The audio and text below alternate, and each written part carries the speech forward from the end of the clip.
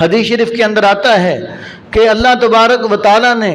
ایک تاجر کی مغفرت فرما دی۔ اس تاجر کی مغفرت کس بات پر فرمائی؟ اس لیے کہ اس نے اپنے نوکروں کو، اس تاجر نے اپنے ملازموں کو یہ کہہ رکھا تھا کہ دیکھو تم جس سے سودا کرو اس کے ساتھ تم نے نرمی والا معاملہ کرنا ہے، تم نے نرمی والا معاملہ کرنا ہے۔ اور دوسرا اس نے یہ کہا کہ اگر کسی کو ادھار کی قرض کی ضرورت پڑے اس کو قرض بھی دے دینا ہے، اور اگر اس وقت مقررہ پر اس کے پاس قرضہ ادا کرنے کے لیے پیسے نہ ہوں تو اس کو مہلت دینی ہے، لوگوں کے ساتھ بڑی نرمی والا معاملہ فرمانا ہے۔ آپ صلی اللہ علیہ وسلم نے فرمایا کہ اس بات کی وجہ سے اللہ تعالیٰ نے اس کی مغفرت فرما دی،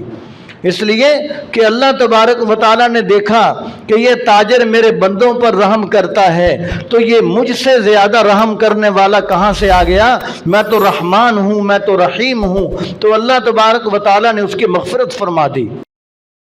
يا أيها الذين آمنوا اتقوا الله وكونوا مع الصادقين